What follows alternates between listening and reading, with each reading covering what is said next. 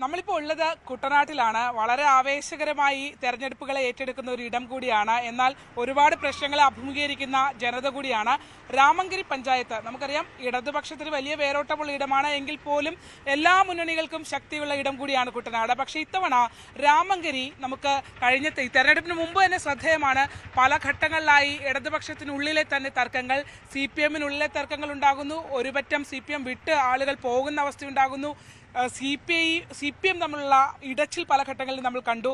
തെരഞ്ഞെടുപ്പിലും അതൊക്കെ തന്നെയാണ് എന്നുള്ളതാണ് ഏറ്റവും വലിയ പ്രത്യേകത. ഇത്തവണ രാമങ്കരിയിൽ CPI-യും CPM-ഉം LDF-ൽ രണ്ടായി മത്സരിക്കുന്നു എന്നുള്ള പ്രത്യേകത രാമങ്കരിക്കുണ്ട്. അങ്ങനെ ഇത്രയധികം സ്ഥാനാർത്ഥികൾ ഇപ്പോൾ തന്നെ നാമനിർദ്ദേശ പത്രിക സമർപ്പിക്കുകയും തെരഞ്ഞെടുപ്പ് പ്രചാരണ രംഗത്തേക്ക് ഏകദേശം 2 റൗണ്ടൊക്കെ CPI കഴിഞ്ഞു എന്നാണ് അവർ അവകാശപ്പെടുന്നത്. അത്തരത്തിൽ സജീവമായി ഞങ്ങൾ മത്സരത്തിന് ഇറങ്ങും എന്നുള്ള രീതിയിലേക്ക് വന്നിട്ടുള്ള ജില്ലയിലെ തന്നെ പ്രധാനപ്പെട്ട ഒരു പഞ്ചായത്താണ് രാമങ്കരി എന്നുള്ളതാണ്. ഇത്തവണ നിങ്ങൾ രണ്ടുപേരും രണ്ട് വഴിക്കാണ്. എന്താണ് അവസ്ഥ? ഇത്തവണ CPI തെരഞ്ഞെടുപ്പിന് ശേഷം അധികാരത്തിൽ വരുമെന്ന ഉത്തമ വിശ്വാസത്തിലാണ് ഞങ്ങൾ തെരഞ്ഞെടുപ്പിൽ ഇറങ്ങിയിട്ടുള്ളത്. പരമാവധി വിട്ടുവീഴ്ചയ്ക്ക് CPI തയ്യാറായതാണ്. കേരളത്തിലെ LDF-നെ സംരക്ഷിക്കാനും LDF-നെ ശക്തിപ്പെടുത്താനും ഏറ്റവും അധികം ശ്രമിക്കേണ്ടത് വലിയ പാർട്ടി എന്നുള്ള നിലയിൽ CPM-ആണ്. പക്ഷേ അങ്ങനെ ഒരു നിലപാട് അവരുടെ ഭാഗത്തുനിന്ന് ഉണ്ടായില്ല. അങ്ങനെ ഉണ്ടാകാതെ വന്നപ്പോഴും വിട്ടുവീഴ്ചയോടുകൂടി ഞങ്ങൾ ചർച്ചയ്ക്ക് തയ്യാറായി. പക്ഷേ ആക്ഷേപിക്കത്തക്ക നിലയിൽ ഒരു സീറ്റ് തരാം രാമങ്കരിയിൽ എന്ന് പറഞ്ഞ് ഞങ്ങളെ ആക്ഷേപിക്കുകയാണ്. അതുകൊണ്ട് തന്നെ വ്യക്തിത്വം നിലനിർത്തിക്കൊണ്ട് മുന്നോട്ട് പോകണം എന്ന തീരുമാനമെടുത്തു. രാമങ്കരി പഞ്ചായത്തിൽ 8 സീറ്റുകളിലേക്ക് മത്സരിക്കുമെന്നാണ് ഇപ്പോൾ CPI. 8 സീറ്റുകളാണല്ലേ നിങ്ങൾ ലക്ഷ്യമിടുന്നത്? ഇല്ല, ഇപ്പം നമ്മൾ 6 സീറ്റിലേക്ക് കൊടുത്തു. ഒരു സീറ്റിൽ കൂടെ ഒരു പക്ഷേ ഇപ്പോൾ കൊടുക്കും. ഏഴാമത്തെ സീറ്റ്. അതായത് മൊത്തം 14 വാർഡുകളാണല്ലേ? അപ്പോൾ ജയിച്ചു കഴിഞ്ഞാൽ നിങ്ങളൊരു വലിയ ഒറ്റകക്ഷിയായി മാറിയാൽ നിങ്ങൾക്ക് അധികാരത്തിൽ വരാനുള്ള സാധ്യതയൊക്കെയുണ്ട്. തീർച്ചയായിട്ടും ഞങ്ങൾ വലിയ ഒറ്റകക്ഷിയായി മാറും. ഞങ്ങൾ മത്സരിക്കുന്ന എല്ലാവരും തന്നെ ജയിക്കും. അടുത്ത പ്രസിഡന്റ് യാതൊരു സംശയം ആർക്കും വേണ്ട, CPI-യുടെ പ്രസിഡന്റ് ആയിരിക്കും. അത്ര ആത്മവിശ്വാസമുണ്ട്. 100% ആത്മവിശ്വാസം. എന്തായാലും അവരുടെ ആത്മവിശ്വാസം ഇതാണ്. നമുക്ക് CPM-നോടും ഒക്കെ ചോദിക്കേണ്ടതുണ്ട് അവരെന്താണ് അവരുടെ ഒരു ഹോപ്പ്. ന്യൂസ് 8 ഇപ്പോൾ ഉള്ളത് രാമങ്കരി CPM-ന്റെ രാമങ്കരി ലോക്കൽ കമ്മിറ്റി ഓഫീസിലാണ്. നമ്മളോടൊപ്പം local committee secretary Saleem Kumar ഉൾപ്പെടെയുള്ള ആളുകളുണ്ട്. ഇവിടെ CPI-ക്ക് അർഹമായ സീറ്റുകൾ കൊടുത്തിട്ട് അത് വേണ്ട എന്ന് പറഞ്ഞുകൊണ്ട് ആവശ്യമില്ലാത്ത അനാവശ്യമായിട്ടുള്ള അവകാശവാദം അവർ ഉന്നയിക്കുകയാണ്. അവർ കഴിഞ്ഞ വർഷം ഒരു സീറ്റിലാണ് മത്സരം. ഈ പ്രാവശ്യം 3 സീറ്റ് കൊടുക്കാമെന്ന് പറഞ്ഞിട്ടും അത് അനുസരിക്കാൻ തയ്യാറല്ലാത്ത നേതൃത്വമാണ്. അതിൻ്റെ അടിസ്ഥാനത്തിലാണ് ഇപ്പോൾ ഒരു പശ്ചാത്തലം ഉണ്ടായിരിക്കുന്നത്. എന്താണെങ്കിലും അടുത്ത ദിവസം ഈ പ്രശ്നമെല്ലാം പരിഹരിച്ച് LDF ഒന്നായിട്ട് മുന്നോട്ട് പോകുന്നതാണ് പ്രതീക്ഷ. ഇവിടെ CPM-ന്റെ തെരഞ്ഞെടുപ്പ് പ്രവർത്തനങ്ങൾ വളരെ സജീവമായി പോവുകയാണ്. അകത്ത് ഒരു കൂട്ടം, അതായത് ഇന്ന് നോമിനേഷൻ സമർപ്പിക്കേണ്ട ആളുകൾ അതിൻ്റെ തെരഞ്ഞെടുപ്പ് പരിപാടികളിലാണ്. അവർ അതിവേഗം എല്ലാം തീർക്കുന്ന കാര്യങ്ങളിലേക്കൊക്കെ നീക്കുന്നു. എല്ലാം ഉഷാറല്ലേ? നല്ല ആത്മവിശ്വാസമുണ്ടോ? തീർച്ചയായും. ഇത്തവണ ഇവിടെ ഇടതുപക്ഷത്തിനകത്ത് തന്നെ ഒരു സ്പ്ലിറ്റ് വന്നിരിക്കുന്നു എന്നൊക്കെ പറയുന്നത്, അതൊക്കെ ബാധിക്കുമോ? എന്താ അവസ്ഥ? ഒന്നും ബാധിക്കത്തില്ല. ഞങ്ങൾ ഇതിനു മുമ്പ് തന്നെ ഉപതെരഞ്ഞെടുപ്പിന് ആ നിലയിൽ നേരിട്ടതാണ്. CPM വിജയക്കൂടി പാറിച്ചതാണ്. അതുകൊണ്ട് അതൊന്നും ബാധിക്കത്തില്ല. എല്ലാവരും എതിരായിരുന്നു, എന്നിട്ട് ഞങ്ങൾ ഒറ്റയ്ക്ക് ജയിച്ചതാണ്. അതുകൊണ്ട് നല്ല ആത്മവിശ്വാസത്തിലാണ്. രാമങ്കരി പഞ്ചായത്തിൽ ഭരണം തുടരും ഇടതുപക്ഷത്തിന്റെ. തുടർച്ചയായി രാമങ്കരി ഇടതുപക്ഷം ഭരിക്കുവാണ്. അതെ, തുടർച്ചയായി ഭരിച്ചുകൊണ്ടിരിക്കുകയാണ്. അത് വീണ്ടും ഞങ്ങൾ ആവർത്തിക്കും. ഇവരുടെ കുടിവെള്ളം ഉൾപ്പെടെയുള്ള ഒരുപാട് പ്രശ്നങ്ങൾ ആളുകൾ ഉന്നയിക്കുന്നുണ്ട്. കുടിവെള്ള പ്രശ്നങ്ങളൊക്കെ ഇപ്പം പരിഹരിക്കാതെ എല്ലാ മേഖലയിലും ഇല്ല, ചില വാർഡുകളിൽ മാത്രമേ ഉള്ളൂ ചെറിയ പ്രശ്നങ്ങൾ. അതിപ്പം ഈ ഭരണസമിതിയിലൂടെ എല്ലാം പരിഹരിക്കുമെന്നാണ് പ്രതീക്ഷിക്കുന്നത്. എല്ലാവരും ഓരോരോ പ്രതീക്ഷകളുമായി മുന്നോട്ട് പോവുകയാണ്. നമുക്ക് ഇത്തരത്തിൽ രാഷ്ട്രീയത്തിൽ നിന്ന് മാറി നിൽക്കുന്ന സാധാരണ ജനങ്ങൾ ഒരുപാട് പേർ ഉൾപ്രദേശങ്ങളിലുണ്ട്. അവരെയൊക്കെ ഒന്ന് നമുക്ക് കണ്ടുവരാം. വെള്ളപ്പൊക്കത്തിന് എന്തെങ്കിലും ശമനമുണ്ടോ? വെള്ളപ്പൊക്കത്തിന് ഒരു ശമനമില്ല. ഒരു ശമനമില്ല. കുടിവെള്ളത്തിന് എന്തെങ്കിലും കിട്ടുന്നുണ്ടോ? കുടിവെള്ളം കിട്ടുന്നുണ്ട്. രാമങ്കരി കുടിവെള്ളം വലിയ പ്രശ്നമില്ലാന്ന് തോന്നുന്നില്ല. എന്നാൽ ഈ പറയുന്ന പോലെ ഈ റോഡ് ഇങ്ങനെ കിടക്കാതുകൊണ്ട് എത്ര നാളായി? ഇത് ഒത്തിരി നാളായി. നല്ലൊരു റോഡ് വേണമെന്ന് ആഗ്രഹമില്ലേ? ഉണ്ട്. എന്തൊക്കെ ആവശ്യങ്ങളുണ്ട് ഇത്തവണ? ഏത് രാമങ്കരി പഞ്ചായത്തിന്റെ ഭാഗമല്ലേ? പേരെന്താ? രഞ്ജിത്ത്. എന്താവശ്യം? നമുക്ക് റോഡ് വേണം. വെള്ളപ്പൊക്കത്തിന് ശമനം ഉണ്ടാകണം. ഈ എക്കൽമാരിൽ വലിയൊരു പ്രശ്നമാണ്. ഈ AC റോഡിന്റെ ഇഷ്യൂസും ബാധിക്കുന്നുണ്ടല്ലേ നിങ്ങളെ? എല്ലാം ഉണ്ട്. കാരണം എനിക്ക് തോന്നുന്നു AC കനാൽ ഓപ്പൺ ചെയ്യാത്തത് കൊണ്ട് തന്നെ ഇതെല്ലാം വന്ന് അടിഞ്ഞ് എക്കൽ വരാത്തൊരു വലിയ ഇഷ്യൂസ് ഉണ്ട്. വേറെ എന്തെങ്കിലും ആവശ്യമുണ്ടോ? ഇപ്പൊ പറഞ്ഞോളാം. ഇല്ല, നമ്മുടെ ആവശ്യങ്ങളൊക്കെ പറഞ്ഞിട്ടുണ്ട്. അതാണ് എല്ലാവരും ആവശ്യങ്ങൾ പറയുന്നത്. ഇത്തവണ നമുക്കറിയാലോ, ജനങ്ങളുടെ ആവശ്യങ്ങൾ ഏറ്റവും അധികം അവർ പറയുന്ന ഒരു സമയം കൂടിയാണ്, കേൾക്കേണ്ട ഒരു സമയം കൂടിയാണ്. ഏത് സ്ഥലത്താവുള്ള? രാമങ്കരിക്കാരാണോ? ഇല്ല, ഞങ്ങൾ മിത്രക്കരി. മിത്രക്കരിയാണ്. മിത്രക്കരി എങ്ങനെയുണ്ട്? മിത്രക്കരി എല്ലാവരും വോട്ടൊക്കെ ചോദിച്ച് വരുന്നുണ്ടോ? വോട്ടൊക്കെ ചോദിച്ചു വരുന്നുണ്ട്.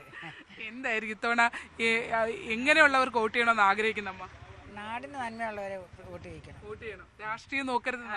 രാഷ്ട്രീയം നോക്കരുത്. നമ്മളിപ്പോൾ വെളിയനാട് ബ്ലോക്ക് പഞ്ചായത്ത് കാര്യാലയത്തിന് അടുത്താണെന്ന് പറഞ്ഞില്ലേ, അവിടെ ഇലക്ഷൻ ആയതോടുകൂടി നല്ല തിരക്കുള്ള ഒരു ചായക്കട ഉണ്ട് എന്നുള്ളതാണല്ലേ ചേച്ചി? ഇവിടെ ഇപ്പോൾ തെരഞ്ഞെടുപ്പ് വരുന്നു, സ്ഥിരമായിട്ട് പ്രശ്നങ്ങൾ ഉണ്ടാകുന്നുണ്ടല്ലേ? റോഡും നിർമ്മാണവും ഒക്കെ ഉണ്ട്.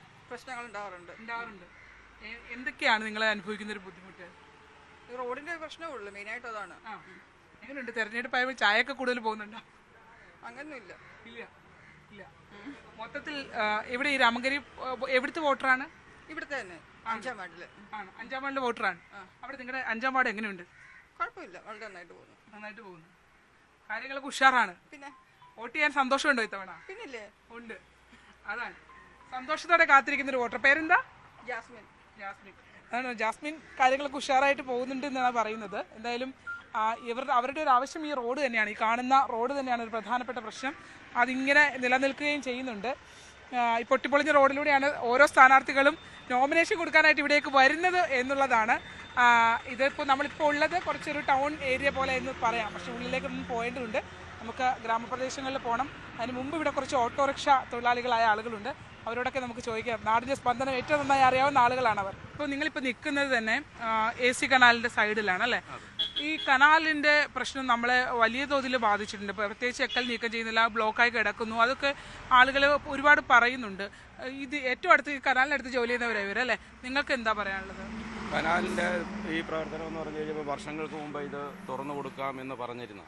പക്ഷേ ഇതുവരെ അത് സാധിച്ചിട്ടില്ല എന്നുള്ള ഒരു സത്യമാണ്. അതുകൊണ്ട് എന്തൊക്കെ ബുദ്ധിമുട്ടുണ്ടാകുന്നുണ്ട്? ബുദ്ധിമുട്ടെന്ന് പറഞ്ഞു കഴിയുമ്പോൾ ഇപ്പോൾ ഈ പോളയും അതും ഇതുമെല്ലാം ഇവിടെ വന്ന് അടിഞ്ഞു കിടപ്പുണ്ട്. ഒന്ന് രണ്ടാമത് വെള്ളപ്പൊക്ക ഭീഷണിയുണ്ട്. കാര്യം അത് തുറന്നു കൊടുത്തു കഴിഞ്ഞാൽ നല്ലൊരു ശതമാനവും കുട്ടനാടിൻ്റെ വെള്ള ഭീഷണി ഒഴിവാക്കും. ഏറ്റവും കൂടുതൽ പറയുന്ന ഒരു കാര്യമുണ്ട്, കുട്ടനാട്ടിൽ കൃഷി വിട്ടിട്ട് വേറെ വല്ല പണിക്ക് പോകുന്നത് നല്ലതെന്നൊക്കെ പറയുന്നുണ്ട്. കാർഷിക മേഖല വിട്ടു വന്നവരൊക്കെ നിങ്ങളുടെ ഇവിടെ ഓട്ടോറിക്ഷ ഓടാനൊക്കെ ഉണ്ടോ? ഉണ്ട്. കാർഷിക മേഖലയിൽ പണിയുന്ന ഒത്തിരി പേരുണ്ട്. എന്നാലും കാർഷിക മേഖലയിൽ തന്നെ ഇപ്പോൾ പണിയൊന്നുമില്ല. മറ്റു കാര്യങ്ങളൊക്കെ തന്നെ നെല്ല് കൃഷിയൊക്കെ നഷ്ടത്തിലാണ് കർഷകർ പറയുന്നത്. ഒന്നാമത് വെള്ളപ്പൊക്കം ഈ കുട്ടനാട്ടിലേക്ക് ഇവിടെ ഒരു കൃഷി ആണ്ടി നടക്കുന്നുള്ളൂ. എന്താ ചേട്ടാ? എന്താ? ലോറി ഡ്രൈവറാണ്. ഇതുപോലെ ബുദ്ധിമുട്ട് അനുഭവപ്പെടുന്ന ഒരു വഴി ഇവിടെ ഇല്ല. പുറത്തേക്ക് ഇറങ്ങാവോ? ഞാനൊരു ലോറി ഡ്രൈവറാണ്. ഞാൻ നേരത്തെ കാലങ്ങളിലൊക്കെ ഇതുപോലെ വണ്ടി ഓടിച്ച് പോയിക്കൊണ്ടിരുന്നപ്പോൾ ഒരു കുഴപ്പമില്ലായിരുന്നു. ഇപ്പം നോക്കിയിട്ട് ഭയങ്കര ബുദ്ധിമുട്ടാണ് വണ്ടി ഓടിക്കാൻ. ഒരു ബസ് സ്റ്റോപ്പിൽ കൊണ്ടൊരു ബസ് നിർത്തി കഴിഞ്ഞാൽ പിന്നെ അതിനെ ഒന്ന് മറികടക്കണമെങ്കിൽ വലിയ ബുദ്ധിമുട്ട് തന്നെയാണ്. റോഡിൻ്റെ ഒരു അവസ്ഥ കണ്ടല്ലോ. ഇപ്പോൾ ഓട്ടോറിക്ഷ തൊഴിലാളികളാണ്, അവരവരുടെ ഒരു പ്രശ്നം പറഞ്ഞതാണ്. പഞ്ചായത്ത് തെരഞ്ഞെടുപ്പിന് അപ്പുറത്തേക്ക് ഈ റോഡ് ഒരു വലിയ പ്രശ്നമായി. എല്ലാ ജനകീയ വിഷയങ്ങളും തെരഞ്ഞെടുപ്പുമായി ബന്ധപ്പെട്ട് ചർച്ച ചെയ്യപ്പെടണം എന്നുള്ളത് തന്നെയാണ്. അതിൽ തന്നെ അവർ പ്രധാനമായി അവർ ചൂണ്ടിക്കാട്ടുന്നത് ഈ റോഡിൻ്റെ പ്രശ്നം തന്നെയാണ്. അതിങ്ങനെ വീതി കുറഞ്ഞ് കിടക്കുന്നത് കൊണ്ട് തന്നെ പലയിടങ്ങളിലും അപകടം വലിയ തോതിൽ കൂടുന്നു എന്നുള്ളതാണ് വ്യക്തമാക്കുന്നത്. ഇലക്ഷനൊക്കെ ആയിട്ട് ഇവിടെ പാട്ടും കേട്ട് ഇങ്ങനെ ഇരിക്കുവാണോ? സമയങ്ങളുണ്ട്. എന്ത് തോന്നുന്നു നിലവിലത്തെ ഒരു പാട്ടൊന്നും ചെയ്ത് നിർത്തുവോ? ഒരു ഇലക്ഷനായിട്ട് ഒരാൾ വന്ന് ഇവിടെ പാട്ടൊക്കെ കേട്ടിരിക്കുക. എന്ത് ചെയ്യുന്നു ചേട്ടാ? പ്രശ്നമേ അല്ല. എന്ത് ചെയ്യുന്നു ചേട്ടാ? എന്ത് ചെയ്യുന്നു? ഓട്ടോറിക്ഷ തൊഴിലാളിയാണ്. ഇപ്പൊ നമ്മൾ കുട്ടനാട്ടിലെ കാർഷിക വിഷയങ്ങളൊക്കെ ഉണ്ടല്ലോ. കൃഷി പലരും നിർത്തുന്നു. കൃഷിയുണ്ട്. കണ്ടത്തിൽ പോയിട്ട് വന്ന ആളാണ്. ഓട്ടോറിക്ഷ ഫുൾ ടൈം കൃഷിക്കാരനായിരുന്നു. എങ്ങനെയുണ്ട് ജീവിത സാഹചര്യങ്ങളൊക്കെ? പോകുന്നു. നിലവിലത്തെ ഒരു അവസ്ഥയിൽ കാർഷിക മേഖലയിലെ പ്രതിസന്ധികൾ, കാർഷിക മേഖലയിലെ വിഷയങ്ങൾ പറഞ്ഞാൽ ഈ നെല്ലാണ് കൊയ്ത് കഴിഞ്ഞിട്ട് കിഴിവ് കൊടുക്കുക. ഒരു 100 കിലോയ്ക്ക് 15 കിലോയ്ക്കൊക്കെ ഇപ്പം കിഴിവ് വെച്ചിട്ട് നെല്ല് പോയിക്കൊണ്ടിരിക്കും. എടുക്കാൻ മില്ലുകളില്ല. അതൊന്നും സംഭരണം ശരിയാകുന്നില്ല. അതായത് നമുക്കറിയാം സംഭരണം ആരംഭിച്ചു എന്ന് GR ഉൾപ്പെടെയുള്ള മന്ത്രിമാർ, സിവിൽ സപ്ലൈസ് മന്ത്രി ഉൾപ്പെടെ പറഞ്ഞിരുന്നു. പക്ഷെ കർഷകനാണ് പറയുന്നത് അവരുടെ സാഹചര്യം എന്താണെന്ന്. ഒരിക്കലും ഇല്ലാത്ത രീതിയിൽ 15 കിലോ കിഴിവ് കൊടുത്താണ് ഇത്തവണ നെല്ല് കൊടുക്കേണ്ടി വന്നത് എന്നുള്ളതാണ്. അതുകൊണ്ട് തന്നെ ഇതൊക്കെ ഈ അമർഷങ്ങളൊക്കെ ഇവരുടെയൊക്കെ മനസ്സിലുണ്ട്. അതുകൊണ്ടൊക്കെ തന്നെയാണ് എന്ത് രാഷ്ട്രീയമെന്ന് പറഞ്ഞ് സമാധാനത്തിന് ഇവിടെ പാട്ട് കേട്ടുകൊണ്ടിരിക്കുന്നത്. സത്യമായ കാര്യം.